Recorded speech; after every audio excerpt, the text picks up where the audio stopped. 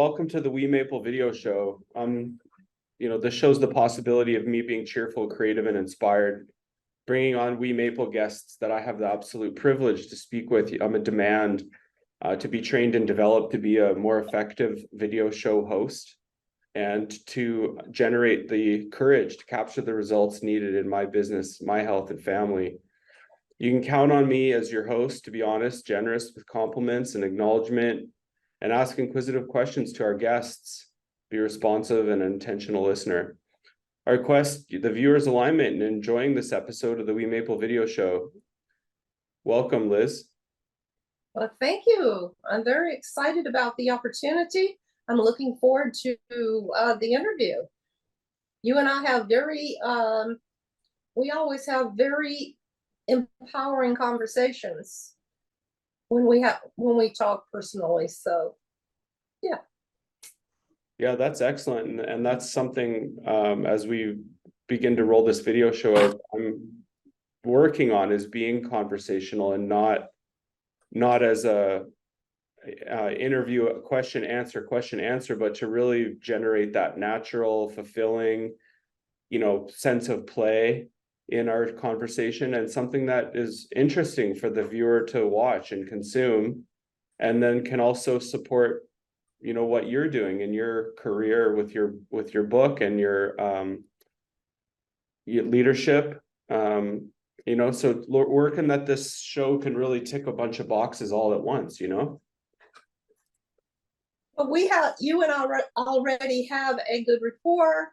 If we just be ourselves and you lead the conversation, I think it'll go great. And I'm looking forward to it because we always have very inspiring conversations.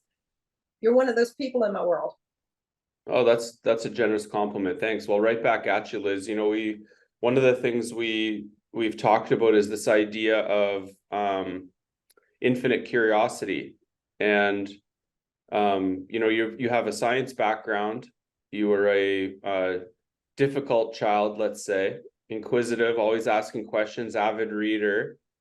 Why don't you tell us a little bit about what it was like growing up in a religious community and attending church? Oh, wow. You asked the hard questions. I do not have anything positive to say about having attended church, except when we had the vacation Bible school every summer. I always looked forward to that, but that was because we did crafts. So I felt, well, as you say, it seems like from day one, I was questioning life. I was an inquisitive child. Later, family told me that I had been a somewhat difficult child because I just kind of challenged things. I just didn't. I wasn't the quiet child that just goes with the flow. I was curious. I wanted to know how the world worked. I wanted to. I think probably even back then I was looking somewhere in the background. It was like I really saw that there could be a world that works for everyone. And I was born into a time when there was so much discrimination, racial, equal rights, that kind of thing. So there was a lot of that going on. And I probably took a stand at a very young age to train and develop myself, although I didn't think of it as that. I thought of it more as there's got to be a better way, and I'm going to find it. And then I went and did life. I dealt with all of everything that was going on in the world. I'm kind of at a loss here. Prompt me again. Oh yeah, no, I was just creating space for you to complete your thought. There's a few things to unpack there. I mean, church is uncomfortable, generally speaking, for kids, especially because they're wearing clothes that they're not necessarily comfortable in. Nice shirt, tight pants. And then at least in the Catholic Church, when I grew up, like those pews are horribly uncomfortable. Cold wood, and then a bunch of people talking at you and you don't understand any of the words they say. So it's not an optimal environment for a child. And then to have them understand the concept of God and what it is to have something greater than yourself, outside of yourself, that you can pray to and ask for support, or creator, Krishna, Buddha, whatever word you want to use. I call it God, but that infinite source, creator, power, energy, whatever it is, to have them understand that concept as a child is near impossible as well. So yeah, I can understand that experience you had. I know with my kids, when we attend church, the first 20 minutes of music they hate. They either sit with a sulky face or draw in their notebooks. But then after the 20 minutes, all the kids get to go upstairs to Sunday school, and they love it. Like, one of the greatest parts of the week is the way they barrel down the stairs with this huge smile on their face. They colored a picture of Jesus, and they learn Genesis 1:1, God in the beginning, God created heaven and the earth, and they get a lollipop.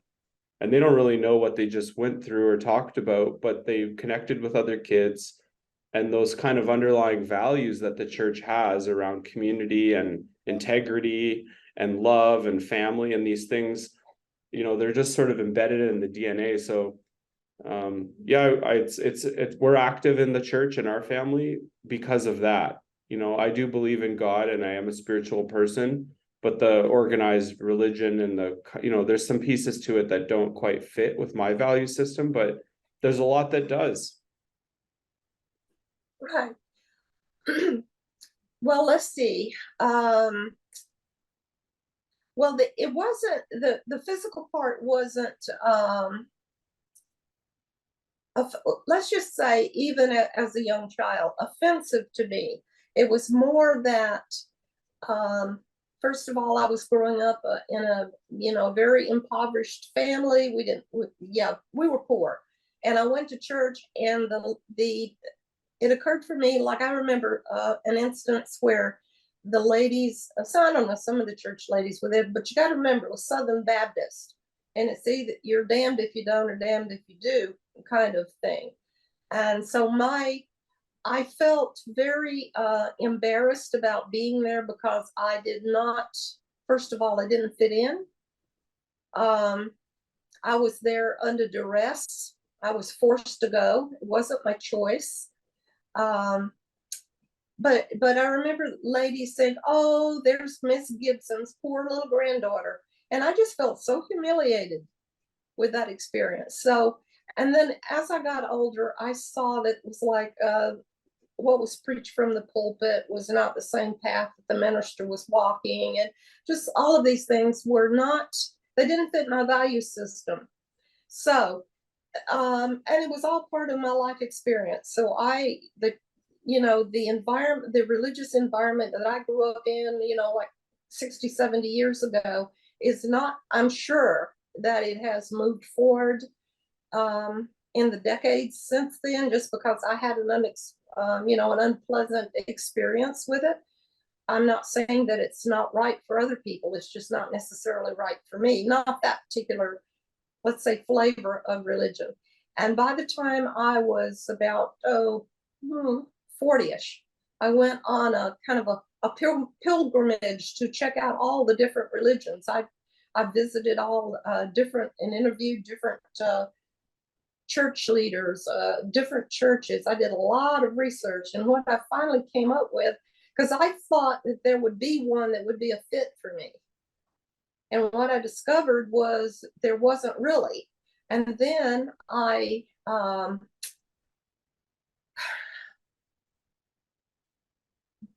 basically, I'm not saying that there is a God or there's not a God, but the God that I choose is the one that accepts me the way that I am and the way that I'm not.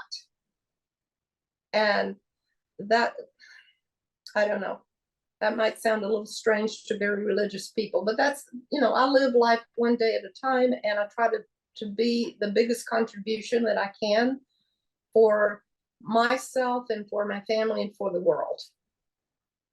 Yeah, I love that. That's very optimistic. And it's interesting through language, like when we consider someone a religious person, like those words carry a lot of weight, because just taking the word religion, there's so much of meaning that we carry, of what that means to be religious. And yeah, it's a word in our family. We don't use that word. We sometimes will thank for our meals, and then we go on Sundays. And there's certain elements like prayer that we use and exercise in our family of what do you want to ask God for? My oldest son, he said, I want to pray that I have a bigger heart so that I can love more and stop telling lies. And then my middle son, I said, what do you want to pray for? And he said, a bigger house and a new car. And so like the prayer is like, it's interesting too, because when we first started, we're relatively new to the church within the last couple of years. I'm baptized Catholic, but for many years just was formed a story that, well, this religious crap is just a way to control people. Like this Bible is just a made up lie, and I had some experiences through plant medicine and other spiritual within my spiritual journey that to me it's just undeniable that there's something more there, that I don't know what it is, but AM FM radio, you tune in and find the signal, and these certain plant medicines unlock a connection to something that I'd never seen or experienced, and it was so profound that it's undeniable to me that there's something there. I just choose to call it God.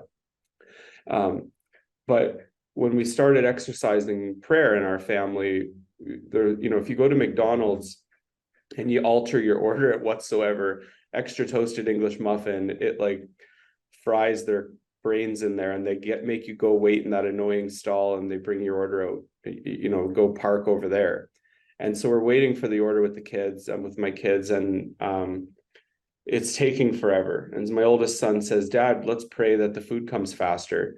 And so we all close our eyes and we're like, dear God, please have.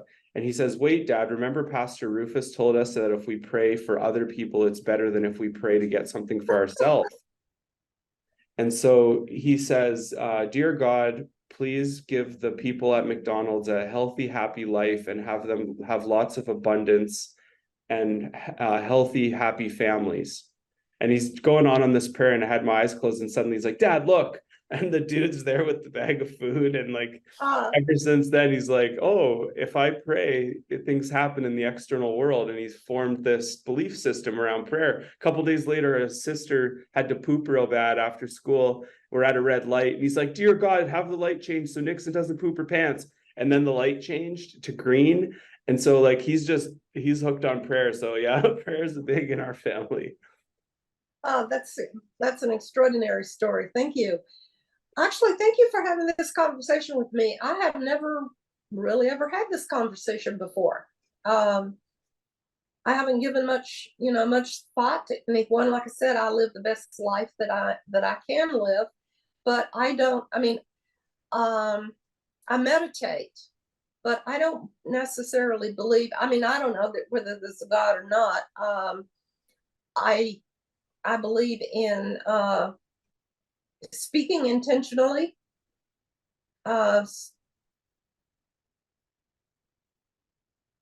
doing as much for other people as possible to contribute to their well-being without being a do-gooder or not trying to control people, but it's more collaborative, I think. But there was a thought I had there when you were sharing, and then with me sometimes it just disappears. It comes back eventually. But that whole thing is that I mean, prayer is not necessarily it's not anything that I do. I meditate, which I guess you could consider that a form.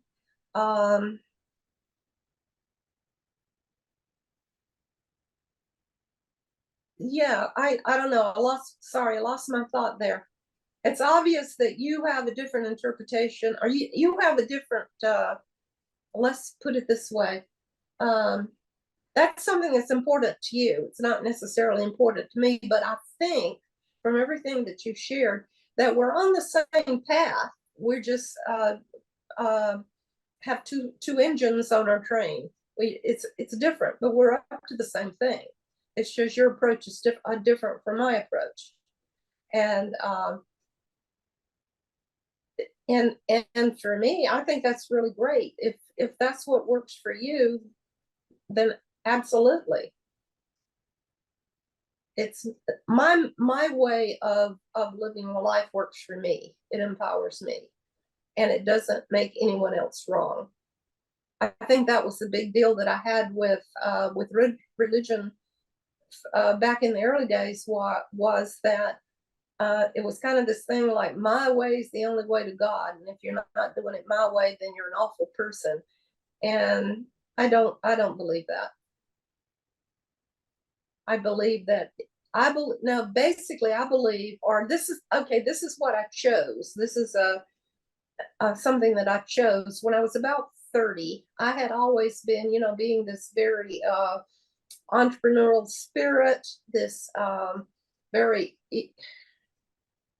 I guess you could say, a creative, maybe even driven person. I could see, and I still do see visions very clearly about how something can be. And then I would try to force an outcome, and then I would get upset when it didn't turn out the way I wanted it to turn out.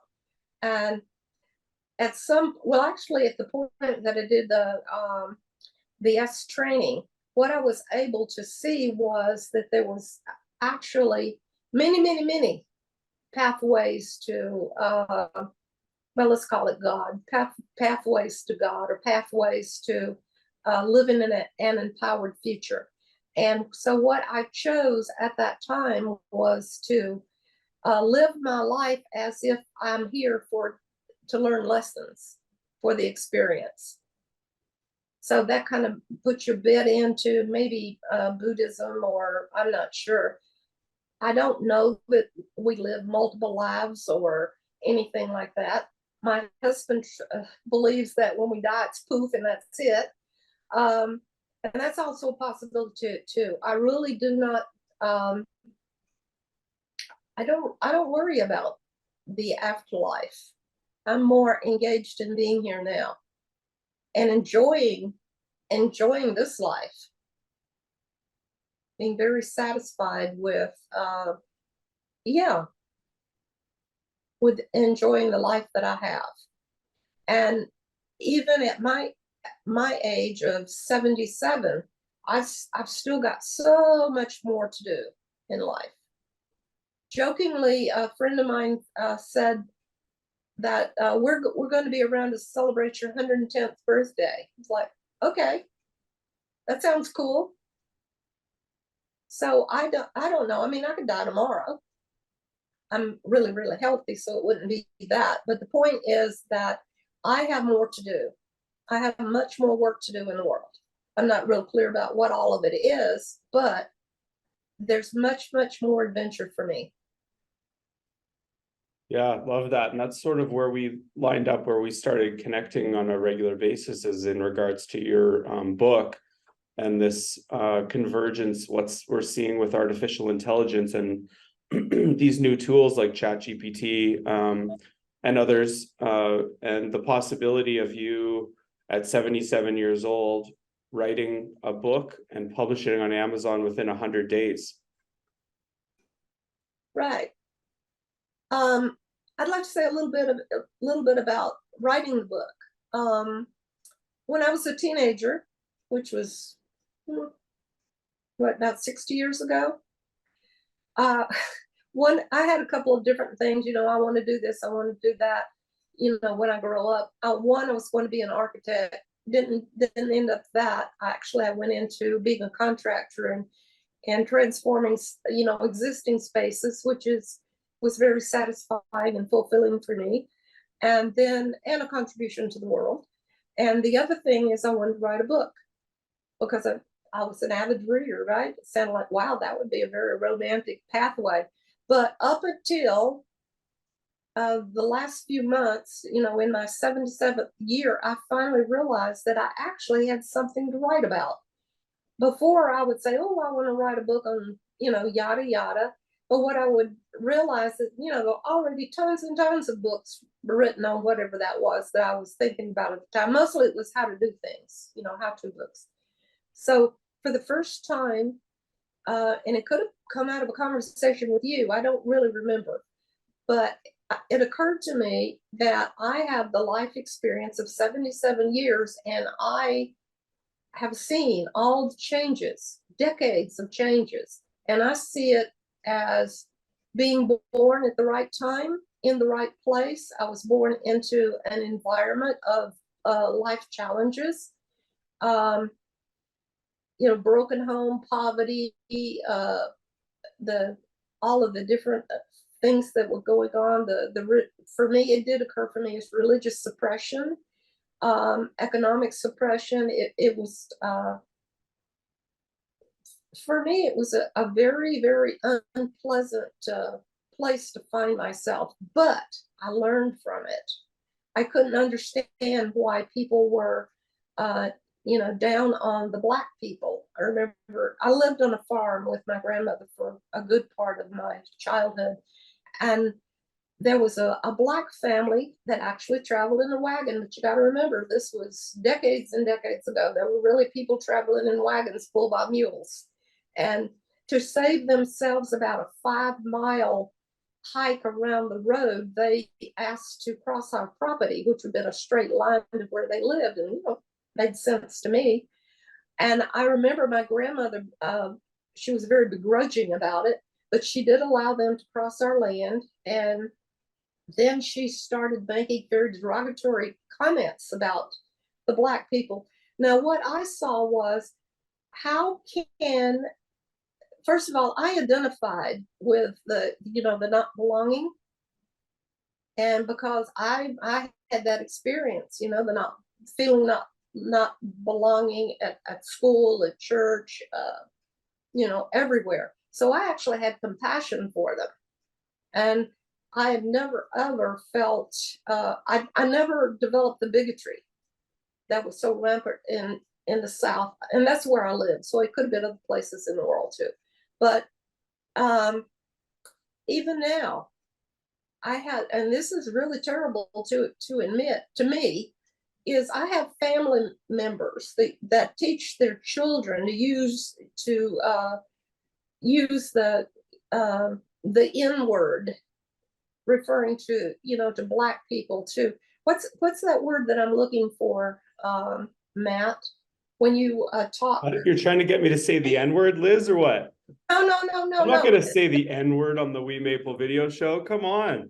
No, that's not what I'm asking you. I could have said the N word if I wanted to. No, there's a way that we talk about gossip. It's more than gossip. It's a what is it when we're being prejudiced and bigoted? That's what I'm looking for.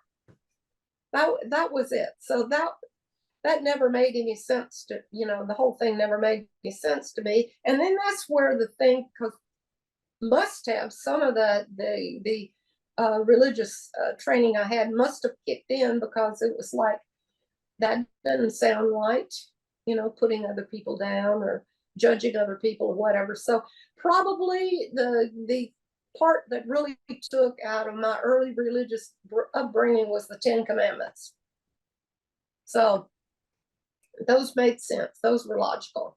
Of course, I don't even remember what all 10 of them were, but anyway, but my point was, I forgot what my point. Oh, I was talking about writing my book. Yeah, this being born at the right time in history to see all the changes over the decades. And being born, I was a first-year baby boomer, which is one of the largest groups of people to come into the world at a certain time. And baby boomers were pretty much a lot like me, bucking the system, committed to change. Yeah, that was the world that I was born into. And you can see that so many things have been accomplished by that generation. So many advances in science, medicine, technology, social good. So that generation's really jumped on board. But I got to be part of that group. I got to be part of that. So that was really cool. Then let's see. I went through my own experience with the equal rights movement, you might say, when I was probably, well, it was 1970, and I was a single mom with 2 kids, and I had a job as a telephone operator with the phone company, and then an opportunity came up to increase my, like, double my salary and do something a lot more interesting than answer telephones, which was to become what they called a switching equipment technician. In other industries, it would be the equivalent of a technical engineer. And so I put in an application for that, got it accepted, and I thought that I got accepted, that I was, capable. But when I got on the job, what I discovered pretty soon was the resentment of all the males that I worked with in that department, because I had been, in their world, I had been forced into an all male job before. It had been traditionally only men did that job, and here was me, this young upstart. So that was oh boy, and I could tell you stories about that. I'll put them in my book, by the way, some of the jokes and the tricks that they played on me. But it finally, well, at first they did everything they could to kill me off and get rid of me, so I would quit. And I couldn't quit because I had a great job and I had 2 kids at home. So that wasn't an option. Plus I'm stubborn. But by the time I left the company 10 years later, they didn't want me to leave. I was, part of the team, and I was valued. But it was, at some point, I realized, okay, so what if you're well, I can't remember what that term was, something about, there I was want to talk about this racism for a second, because first, it's so interesting that within 100 years, our whole, and you've even brought up sort of, women's, not women's rights, but like the way you were treated as a woman in the workforce, and the racial piece. Like, I grew up in Eastern Canada. I remember there was one Black kid in the school, and it was like, it felt like the one Black person in Nova Scotia. Like, it was such a profound, like, when they would walk in, it's like, whoa, like, not in a racism way, but in a, you're so different and you're the only person I've ever seen that's Black way, like almost shocking, like, whoa, a Black person, like it. But so there was no racism, or I didn't have any ill will, but I had a reaction. And that just was, it was not normal to be Black in Nova Scotia. It was like, try and find a Black person on a snowboard or swimming, like they're just not around certain things, and they weren't in Nova Scotia. Anyways, when I moved to Alberta, it was our Indigenous people that were criticized quite profoundly. It was always like the drunk Indian at the skateboard park. Oh, watch out for the drunk Indians. And it's true, there's a pack of drunk Indians that would come to the skate park and throw bottles at us and try and fight us. And like, they were rough and they were drunk and they were Indian. And that was normal language in high school. Watch out for the drunk Indians. And in 2 decades, we've gone now in Canada, our Indians are now Aboriginal, and then now Indigenous. And, I have complete love and admiration and respect for their culture. That was just the reality of being 14 years old at a skate park, and frankly, being scared because they were aggressive, these groups. And so that framing, though, racism was alive and well, let's say, in Alberta against Indigenous, and maybe still is in some ways. But so I'm curious, from like, with what I've shared around that experience around the Indigenous, like, what was it like were Black people in where you grew up in the South, were they allowed in stores? Were they allowed in church? What was that division like? And what was that, can you describe that experience? Well, my school was all white. When I graduated in 1964 from high school, it had been an all white high school, school system the whole time. And then after that, let's see, I forget the dates of when that began to change. and they became, I forget which one, segregated or desegregated or whatever. In other words, they were allowed to attend the school. You know, everybody was allowed to attend the same school, no matter what race they were. And for me, that was like a really great thing, but I didn't know any better when I was going to school, because I just went to a white school. But there was, the blacks in the South were very much, well, I guess a term would be like devalued as human beings. And I can remember, you know, observing all of that for years and years and years. And there came a point in my life after I was an adult when it occurred to me that there would always be racism until the blacks stood up and said, okay, that's enough. What you're saying is not even true. Because at that point, it mostly occurred like, lived like that whatever was said about them being subhuman, they were, okay, let me put it a different way. Once I got the distinction victim in 1979, when I did the DS training, what I saw was that that was a very comfortable place for people to be. And I know that sounds really like that would be stupid to choose to be a victim. But most of the time in our culture, we don't even know that we're a victim. We're just, you know, that's just the way it is.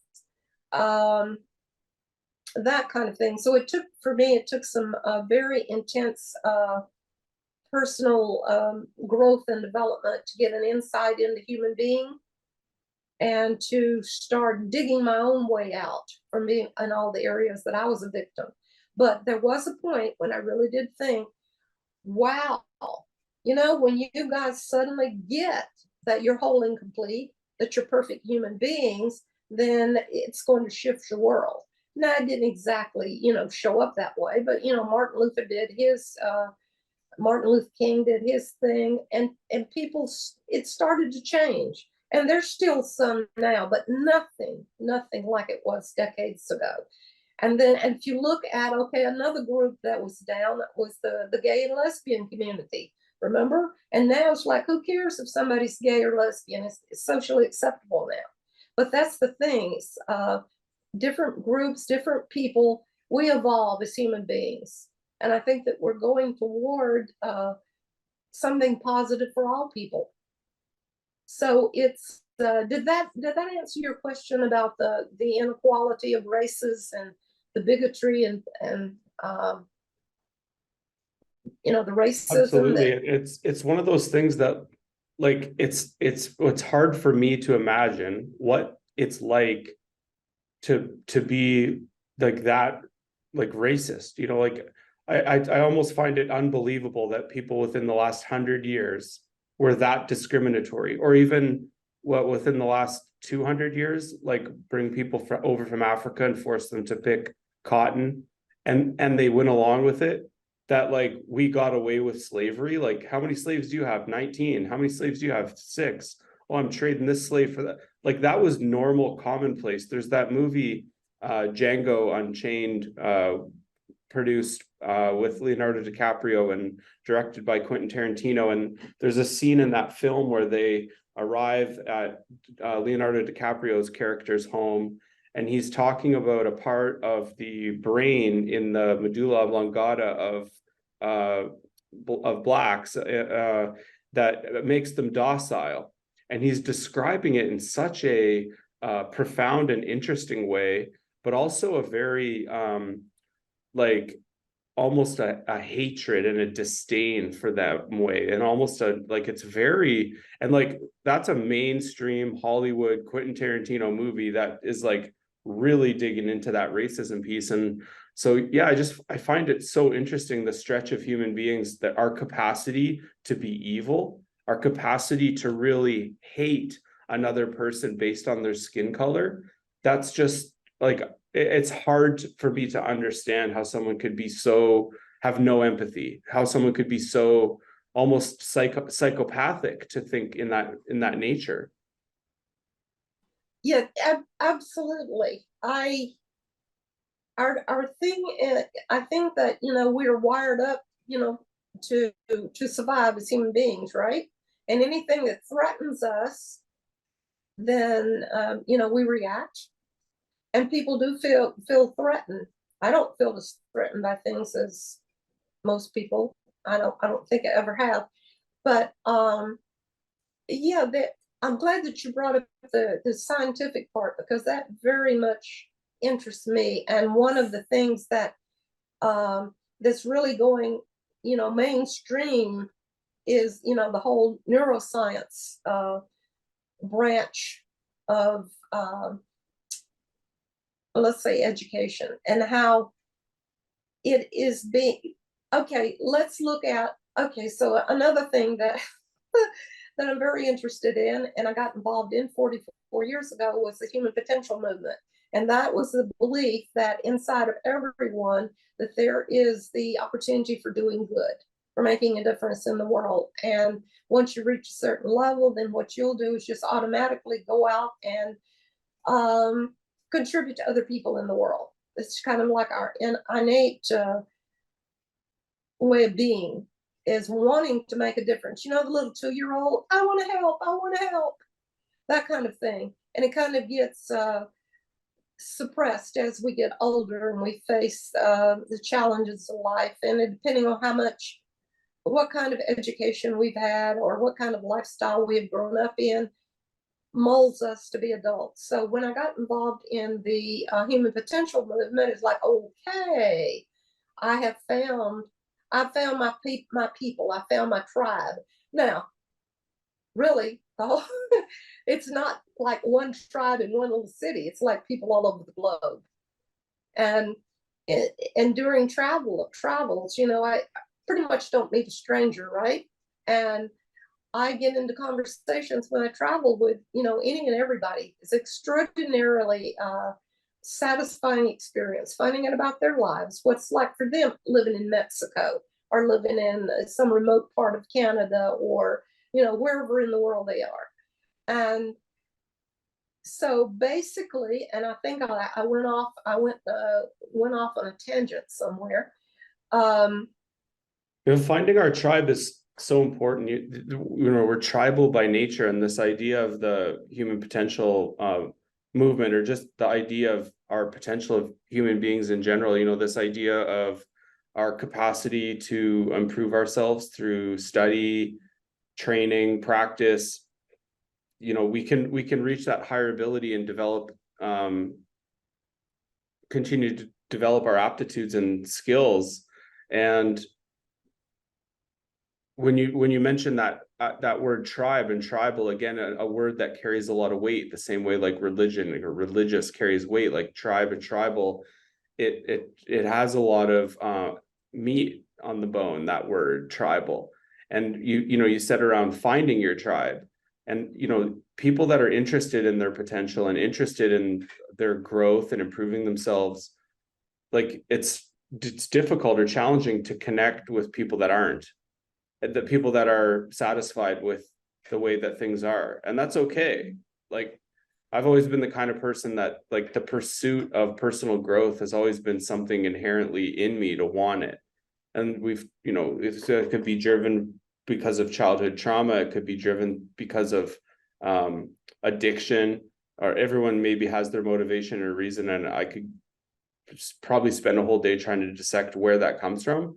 But I'm particularly interested in other people who want that pursuit of their potential, and aligning with them, because that takes a certain kind of person. Like, how nuts was it to commit to the training and development that we just completed? A year-long program, 20 hours a week, roughly, for a whole year. Like, to go through that training and development, this is considered one of the most elite training and development programs on the planet. But like, that's kind of nuts to have that in us, to want to make that commitment, especially you at 76, 77 years old when you signed up. Like, that's kind of a nuts thing to do. Yeah, not now that you mention it, yes, that's true.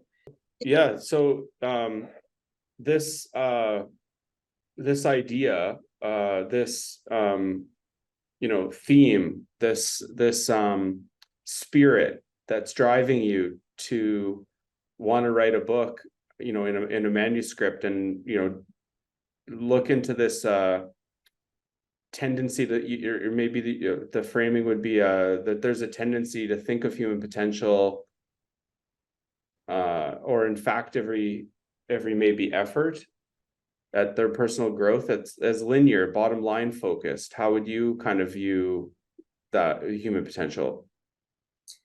Well, something that you said a little bit earlier had me think that, everything is like it's in our genes to survive. And we can, I frequently say we can use our power for good or for evil. And I choose the one for good rather than the evil, because there's a lot of suffering there for you and for others. But this whole thing about the personal training and development and the human potential movement is, when I got involved, I always, like as a child growing up, there's all kinds of stories there. But the point was, I always felt there had to be something better. And you can even go back and say, okay, well, maybe that was something I took away from my organized religion experience, because it was literally preaching better, but it didn't necessarily fit into my ideals or whatever. So I held on to what fit into my ideals about life, about people being loving and looking out for each other, and that kind of thing. So when I got involved with the human potential movement, although I didn't even know that was what I was joining when I did the S training, it's just one of my friends at work said, "Boy, you want to do this?" And so I don't know, there was something about that, and obviously I was searching for something.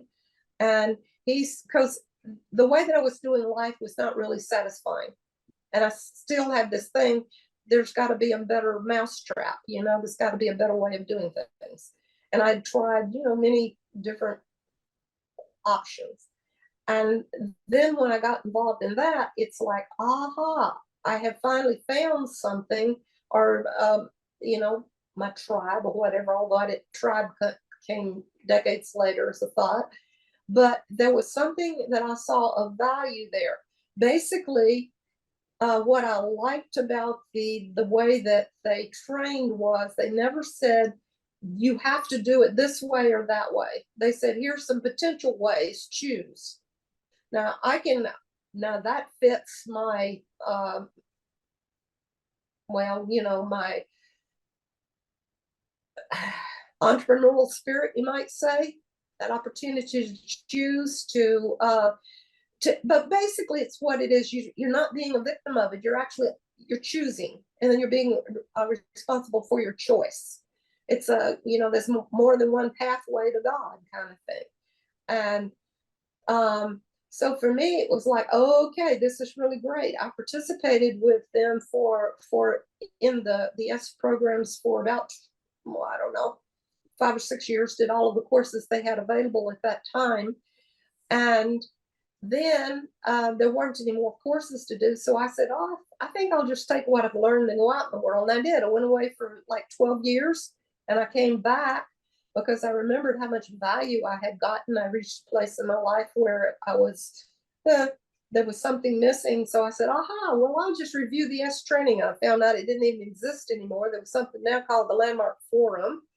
And so I got back involved in about 1990, something like that.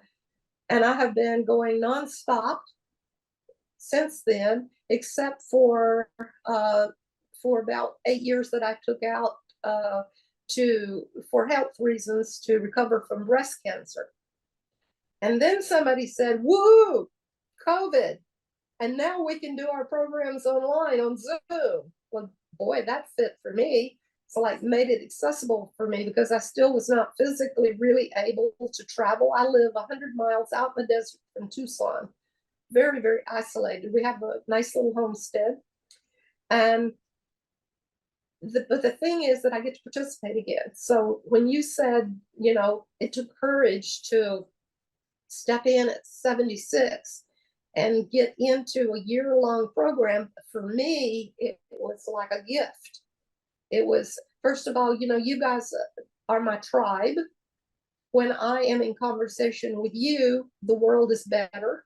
My world is better, because when I go off into my head, by myself, I tend to get into, I can get into negativity and no possibility and all of that. So I prefer to be in communication with other like-minded people.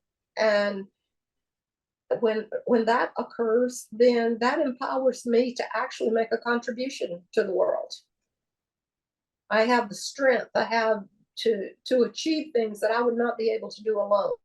And this program that we're in, the Landmark Team Management Leadership Program, for me is ideal. I like the idea of having the team and the teamwork and the year-long commitment. So I don't know, there's just something about it's very, very rich. And I truly love it. And I will be starting my second year of team management leadership in a few weeks.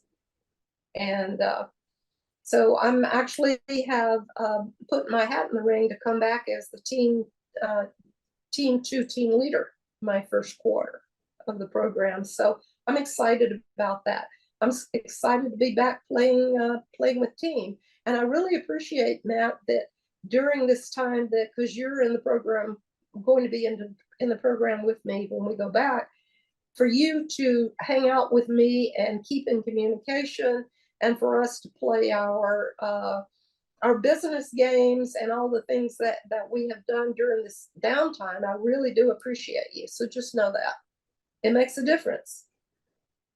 Well, right back at you, Liz. And yeah, I mean, the structure of that program before all this COVID crap, for 400 people to fly into hotel or conference setting 4 times a year for the, call it the 3 days quarterly meetings with the whole group in North America, like that's insane. And the cost of the travel, like the whole logistics of doing this program prior to 2020, what it was just so tough. It was always interesting to me, but it just didn't seem workable. It seemed completely unreasonable to go on 4 trips a year, and God knows where in North America, New York, LA, wherever they host, Houston. And so, yeah, when it was online, it was a no-brainer. What I didn't understand coming into the program was really that time commitment of an overwhelming, the time commitment, but then an overwhelming confronting expectation of how to communicate, how the bar for communication and the bar for integrity is set so high in the program. It's very confronting, and I resisted it a lot, because it's like suddenly you're a part of 6 WhatsApp groups, you're in a Slack group, you're accountable to do certain things at a certain time, be on time for every meeting. If someone else isn't in the meeting, text them, call them. Like, it just, the work, this ties back into human potential a little bit, but the work of transformation, the idea of, like Eckhart Tolle talks about, like, you'll leave this as a transformed human being, is going through that rigid rigor and vigor of that program, like, really did make me a different person.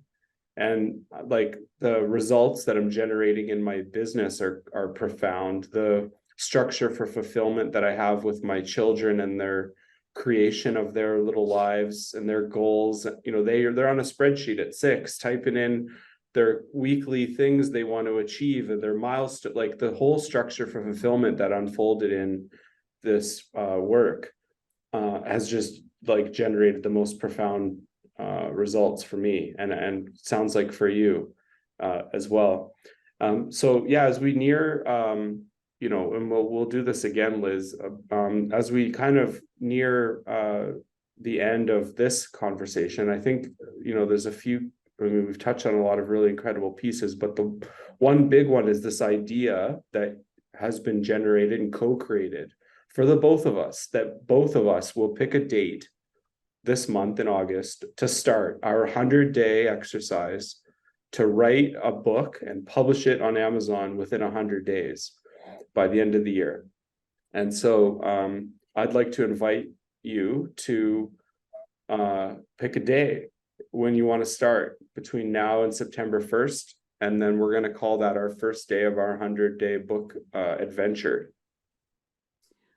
Okay, without looking at the calendar and counting the 100 days, I think that you came up with the thought that we could have accomplished this, and then we can make gifts to people for Christmas of our books as one of the outcomes.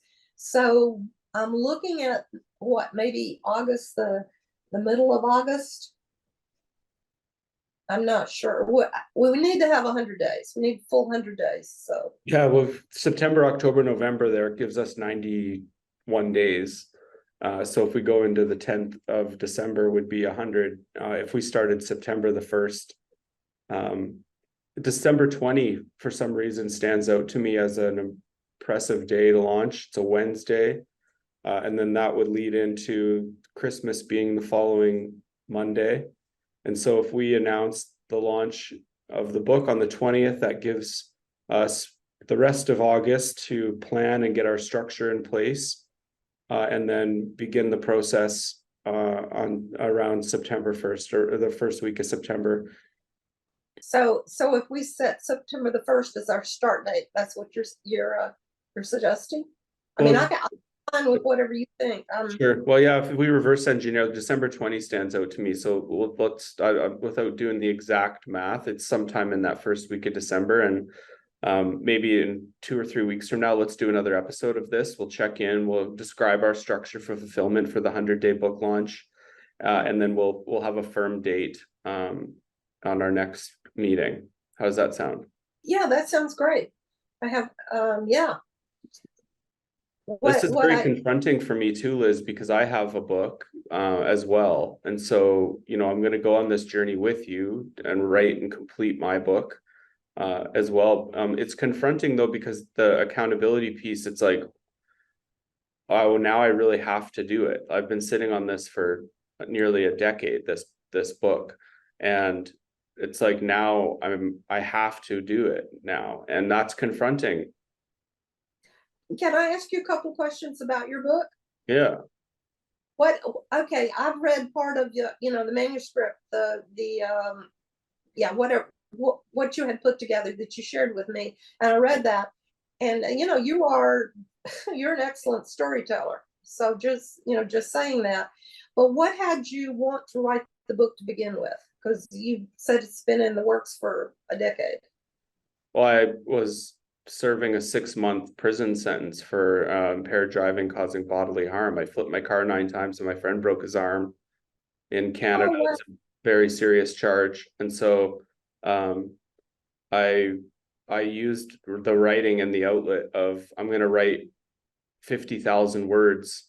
I calculated how many words were on each white piece of paper, and then every single day dedicated a certain amount of time to make sure I got the word count to get a book, and in my mind at that time, about the length of Fear and Loathing in Las Vegas by Hunter S. Thompson. And so I had a prison sentence and a goal, and so I hand wrote the first version of the book, and I was able to take that with me when I was released from my sentence, and then had someone transcribe it, write it into a document, and then it's gone through 3 rounds of edits with different editors. And I've been having a hard time getting my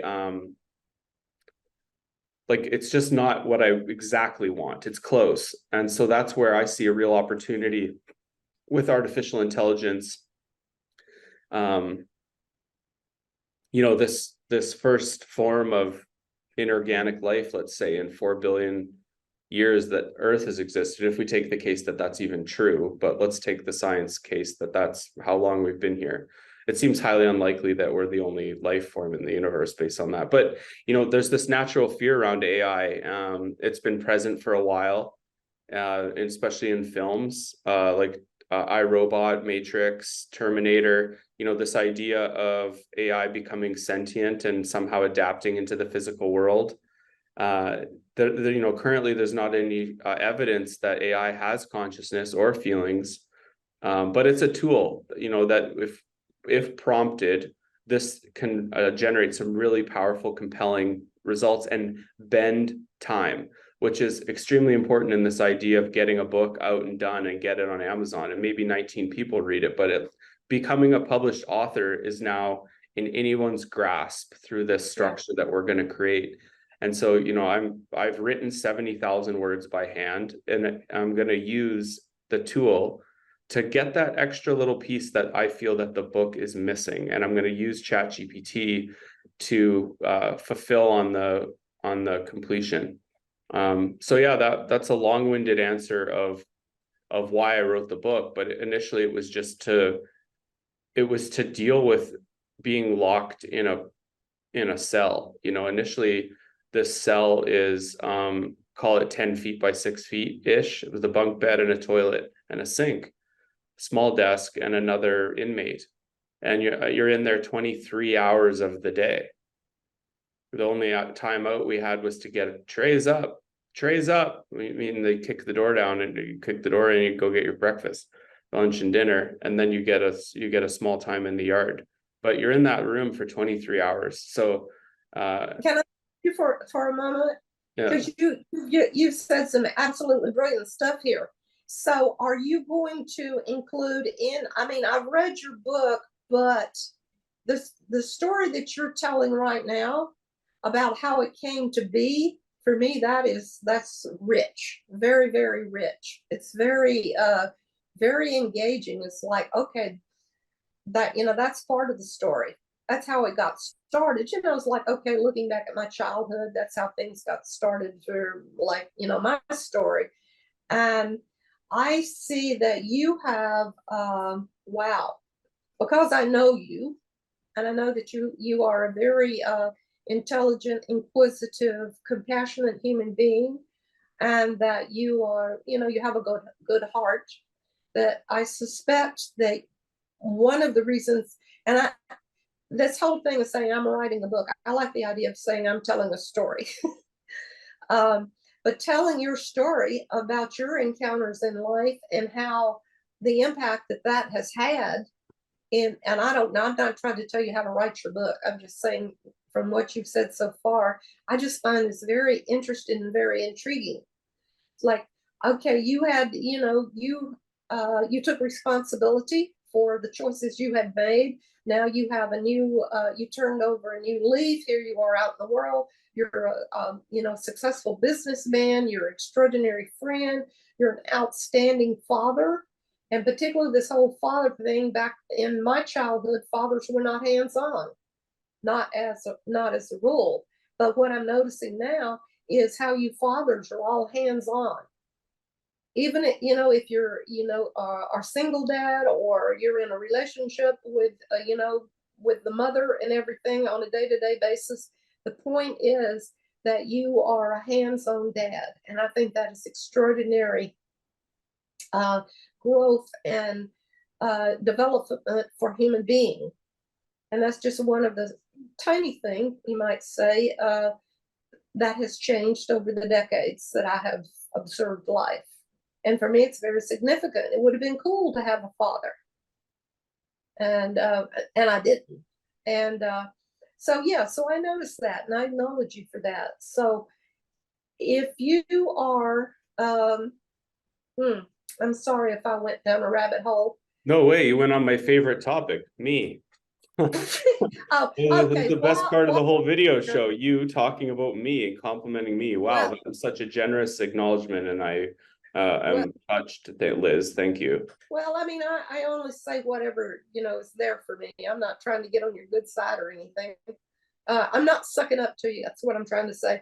But I do have there was another observation. I watched the previous WeMaple shows that you put on YouTube. And well, let's see, at least 2 or 3 of them, it was like, wow, who is that guy? You were so engaged in being the interviewer, the presenter, or whatever. It was like, I was really like, wow. And it was like, wow, who is this babe? So, don't let that go to your head or anything, but I think there are other women that would have had the same reaction. And I know that I'm old enough to be your grandmother, so I'm not trying to do the cougar thing either. Well, if you know any young single ladies that want to be stepmom to 3 wonderful kids and support me in my life, throw them, I'm sure that send a tons of them DM. out there. That's so loving, and thanks. The first 3 episodes were I found very tough.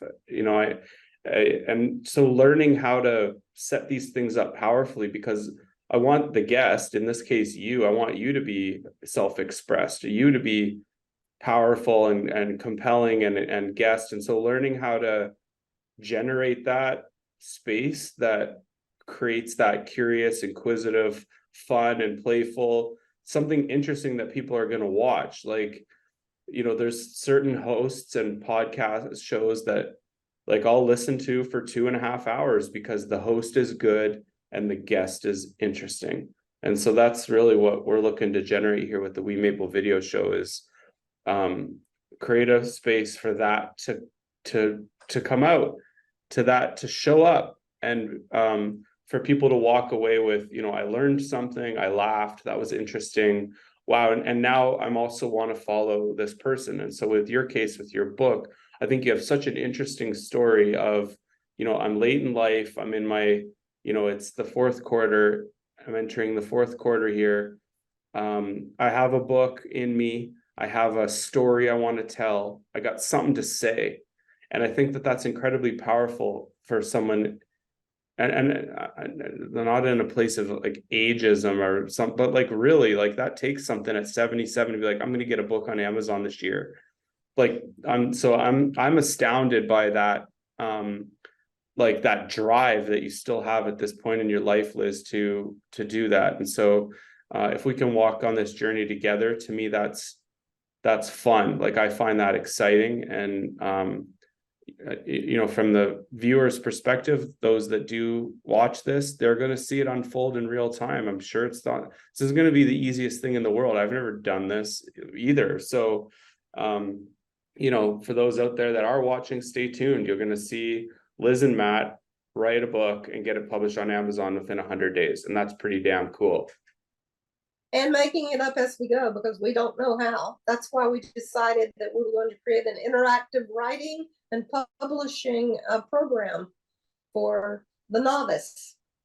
Yeah, and choose your own experience of the experience of writing a book, a visual, audio, written word. This website and this tool is going to be fun and interactive, and it will generate the result. You want a book in 100 days, you're going to get it by participating in our program. And, that's what we're building. So yeah, with that, Liz, do you have any kind of closing thoughts or anything before we begin to wrap up here? Well, I know that you're going to be editing this, so hopefully you'll put, edit it, making me look good. I write better than I public speak, because I don't know, there's something about that. I can gather my thoughts better when I write. But I think that for me, because I've never done an interview before, not like this anyway, it might be, for me, I would like to kind of have like the different subjects that we might be talking about, that kind of thing, if that makes sense to you.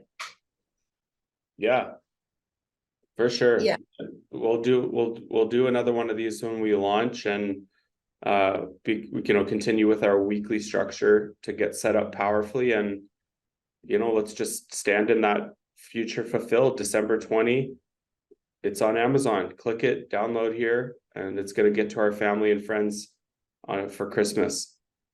Perfect.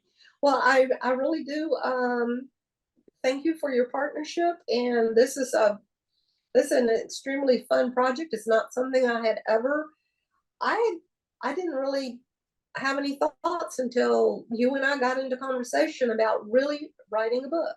You have been a huge support for me in my being fully self-expressed, being out there. It really does make a difference when you have people that listen powerfully.